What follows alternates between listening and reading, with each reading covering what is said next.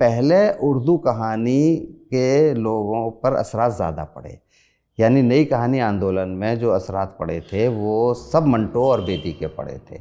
उससे पहले प्रेमचंद तो कॉमन थे। तो आप ये कह सकते हैं कि हिंदी कहानी में उर्दू के मुकाबले तनव्वुर ज़्यादा है, और गज़ल में एक ही शेर में बहुत कुछ कह देने का फ़न उनको आता था।